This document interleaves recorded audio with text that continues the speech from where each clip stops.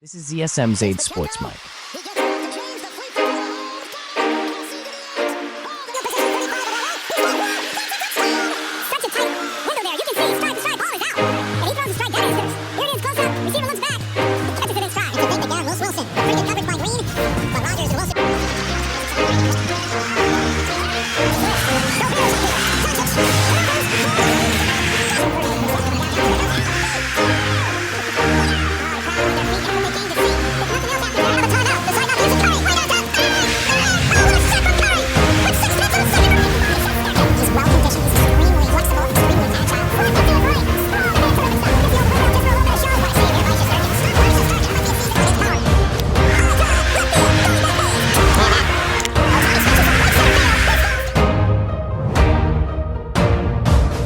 And welcome to another episode of ZSM Zaid'sSportsMic. I'm your host, Xander Benny, and this is officially the third episode of ZSM. Today we will be looking into the NFC East. This division includes the Dallas Cowboys, the New York Giants, the Philadelphia Eagles, and finally the Washington Redskins. And yes, I do refuse to call them the Commanders, but that's for another day. But let's see what we got with them. Let's go. Starting off with the New York Football Giants.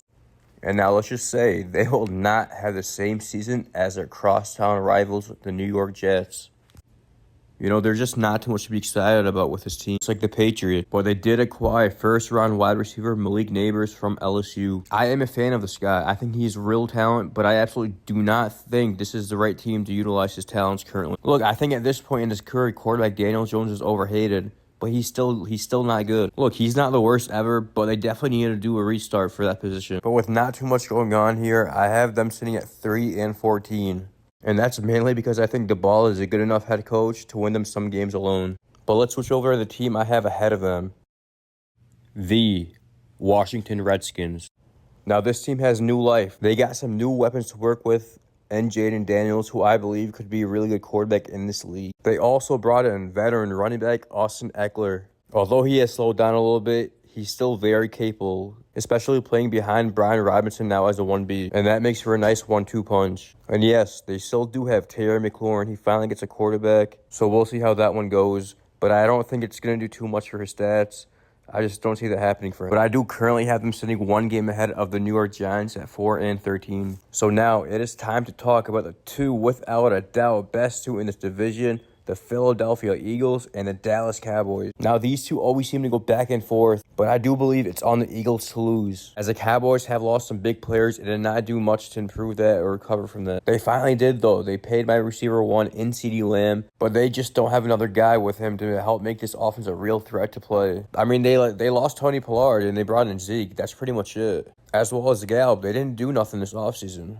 But me personally, I'm a fan of Zeke, but he definitely lost a step. And this doesn't look like the same Dallas team in the past. Like, Dak is good, but he's not good enough. He's not great enough to make this team a real contender, even though I have them going 12-5. Just not enough great players to make them a better team. Now we go to the team I have winning their division in the Philadelphia Eagles. The addition of Saquon Barkley and Bryce Huff makes this team a scary good threat. And they also just acquired Dotson to be their third wide receiver, which they desperately needed. But the losses of their veteran stars, Kelsey, Cox, and Reddick, it will definitely hurt them early on. But with an easy schedule and the new additions, I had them at 14-3 as they reclaim the division title after losing it to Dallas last year. But now it's time to break down the position group, starting with quarterback. Here we have Jalen Hurts, Rayne Dakota Prescott, Daniel Jones, and Jaden Daniels. Two very good quarterbacks. One that has underperformed heavily and isn't much of a starting quarterback anymore, and a rookie quarterback. Now this might be a hot take, but give me Dak over Hurts. Now I believe Dak is more of a pure, scary, good quarterback, even though he just can't get them over the hump. While Jalen Hurts is good, he's just not as established just yet. Next, we got the running backs in this division. Starting off with Saquon Barkley, Giant to Eagle, and is still in the NFC East. Ezekiel Elliott is back with the Dallas Cowboys, and the Skins added prime Austin Eckler to join B-Rob. And finally, I think the Giants, for some reason, grabbed Devin Singletary. But yeah, so we got Barkley first, of course, followed by Ezekiel Elliott over both the Skins running backs. Yes, I'm still a fan of Zeke. I'm also still a fan of Austin Eckler as well. But I just don't believe Austin Eckler has the same juice he used to have. He's not the same player. He's older now. And they also got Brian Robinson. He's not really that good, not really that bad. He's just average. But to the wide receivers we go now. We got A.J. Brown, C.D. Lamb, Malik Neighbors, and Terry McLaurin. So we got C.D. Lamb followed by A.J. Brown, then Terry McLaurin, finished off by Malik Neighbors. But I do see that Malik Neighbors will pass up Terry McLaurin. But now it's time for the do's and don'ts of fantasy football. So let's start off with the don'ts. Now, unless it's past the 8th round already, do not touch Malik Neighbors. He's a very good player. He'll find a way to get the ball, but it's going to be very capped and limited. And you know he's also on the bad team, the New York Giants. They're just not good. I have to stay away with it. Another player on the don't list, Brian Robinson. Look, I believe B-Rob will still have 15 and 20 touches a game, but I could see it being Austin Eckler's show this year. Another player we have on this list is Rain Dakota Prescott. Now, I think in real life, Dak is a very good player. But with Gallup, Tony Pollard, Tyron Smith, they're all gone now. To me, I see it as a capped offense. It's going to be very limited, not much firepower. And finally, the last player on our don't list is Dallas Goedert. There is just too many mouths to feast for Dallas Goedert to have any kind of role in this offense. You know, the additions of Saquon Barkley, Ed Dotson, along with A.J. Brown and Devontae Smith, there's just not too much work for him.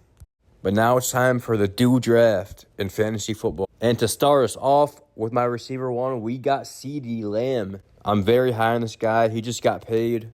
All the targets will be headed his way. All we have to worry about is him not getting tripled.